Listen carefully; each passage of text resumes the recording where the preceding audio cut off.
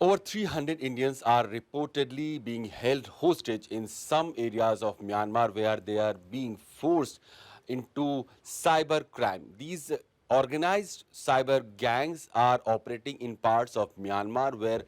the current ruling junta does not have a lot of access, and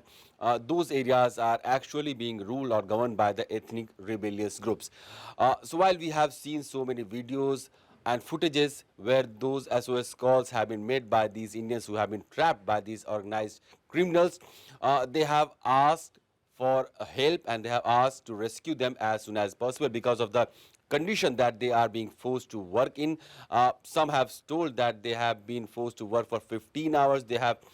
even if they are not willing to be part of those cybercrime activities, they are forced, they are beaten, they are thrashed. So this is the kind of horrible experiences that they are undergoing right now. And initially they were promised some very good perks and jobs in IT sector. While they reached in Myanmar and in those regions, they were then made aware of the kind of activity that they'll be involved into. The modus operandi was like, through social media and online apps, they had to be in touch with certain individual who would have some amount of money with them, and then gradually lure them into depositing those money into some account that these cyber criminal gangs were having. And once the transaction started, more money were asked from those individuals, and the target group could be from across the globe, including United States. There are also reports that there are number of Chinese organized gangs who have been operating in many Southeast Asian region, countries like Thailand, Myanmar, Laos, Cambodia. These are the points where these gangs recruit people and force them into these cyber crime activity. For now, so many Indians have been trapped there, and there is a growing concern in India also about them. There have been earlier warning from the Indian mission in Yangon, where there has been a press release where the Indian mission stated that they have got this indication that there are going to be recruiting process in the name of IT sector jobs.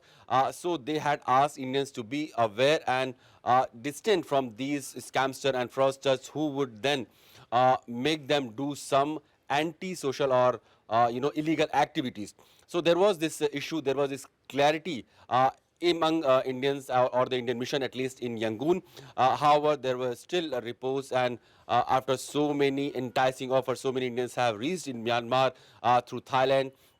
where many of them do not even have illegal papers, and that has become a point where they could not produce legal documents on paper, and they cannot run away from those facilities because they are sort of being held captives and hostages. So now those SOS calls have arrived, and there have been political turmoil also because many students or many person are from Tamil Nadu region. Tamil Nadu's CM Stalin has also written a letter to Prime Minister Modi while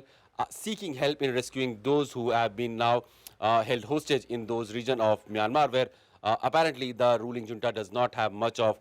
its force and much of its access, and these are the organized gangs who are recruiting people not only from India but apart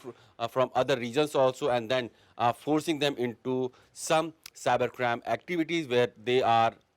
asked to lure people in some scam or some Ponzi schemes and get money from them, and then they this is the whole modus operandi that is operated in by these gangs in Myanmar, and where so many Indians have been also lured into.